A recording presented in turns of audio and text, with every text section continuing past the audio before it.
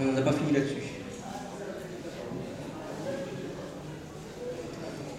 En parlant des illustrations, voici Smaug sur votre droite, dormant sur son trésor, indûment volé au nain, et sa représentation telle qu'on veut nous l'imposer au cinéma, avec un acteur britannique qui va au vivarium voir comment se comportent les lézards afin de bien jouer son rôle de dragon.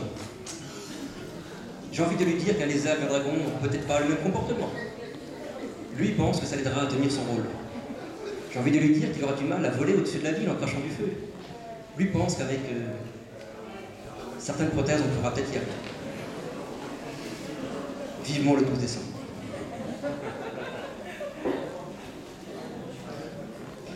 Maintenant, passons aux dragons pour lesquels j'ai un sérieux doute sur le fait qu'ils soient des dragons ou qu'ils méritent d'être appelés des dragons.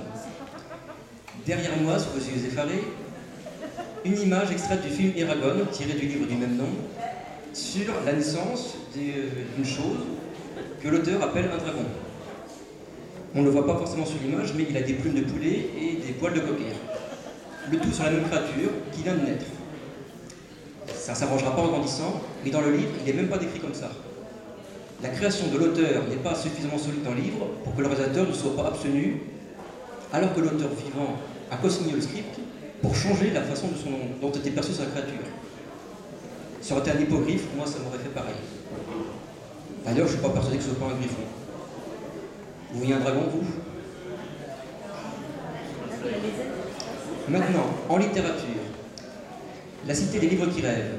S'il y a le titre tout seul, on ne se dit pas que, en réalité, il y a des humains qui font leur boulot d'humain, dans leur vie d'humain, et des dragons qui portent des fraises, qui écrivent des livres, les impriment et font de l'alchimie.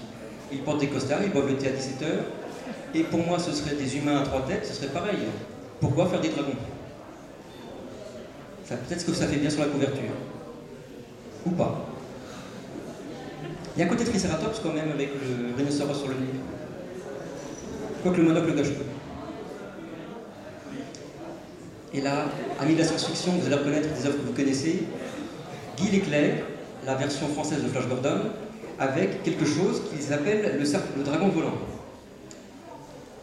J'ai l'impression que le graphiste, s'il s'était épargné un petit peu de couleur, il aurait pu faire un serpent qui vole.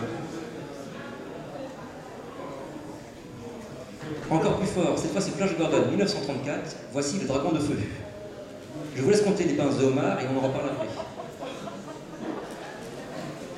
Si vous voulez savoir où est la tête, vous cherchez l'espèce d'appendice avec un Y en bout. Il y a une oreille en pointe qui repart vers la droite. Il crache un petit peu de feu et les pinces homard, je crois que ce sont ses pattes. Enfin les pattes ou les pinces, c'est encore à déterminer. Encore plus fort, tiré de la bande dessinée toujours de Flash Gordon, ça c'est le dragon des glaces. J'aurais dit un lézard géant, ça marche aussi. On voit ici le rôle prédominant de la femme dans la science-fiction. Vas-y Flash. Et mon préféré, n'ayez pas peur, le dragon des neiges, qui surfe sur sa queue de castor avec son corps d'eau, ses petites pattes rabougries et sa tête d'hydre pour fondre sur sa proie en bas de la piste. J'avais pas réussi à trouver la vignette suivante pour savoir comment il se vautre sur un platane. C'est un dragon des neiges, sûrement sur une lointaine planète dans une lointaine galaxie. Nous n'avons pas le même langage.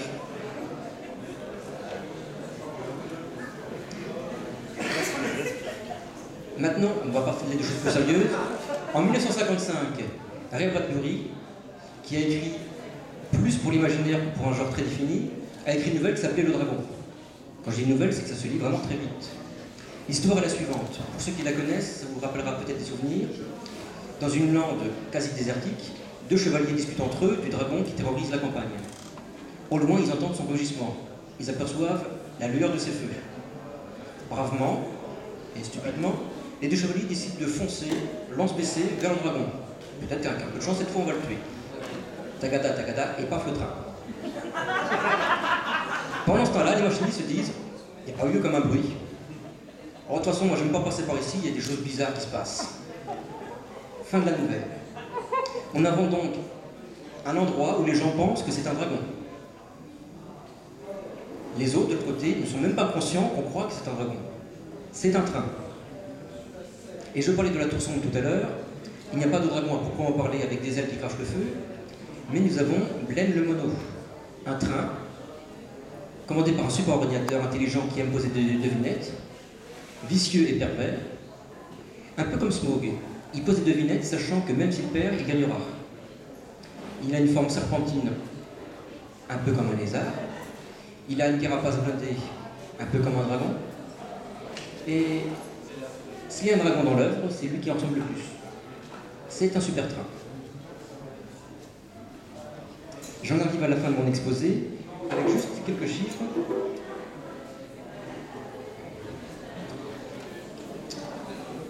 J'ai fait un petit relevé sur les œuvres qui comportent ou parlent des dragons, avec comme personnage principal ou simplement secondaire, depuis le 5e siècle.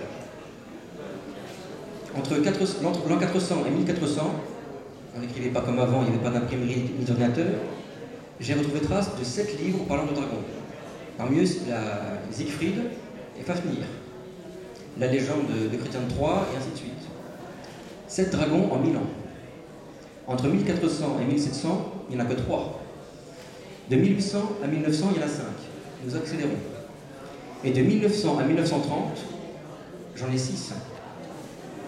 1937 paraît Bilbo le Hobbit avec Smaug. Et là, de 1940 à 1970, on en a 21.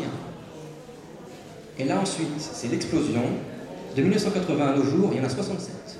Je ne parle pas des dragons, je parle des livres, en plusieurs tomes, qui comportent au moins un dragon.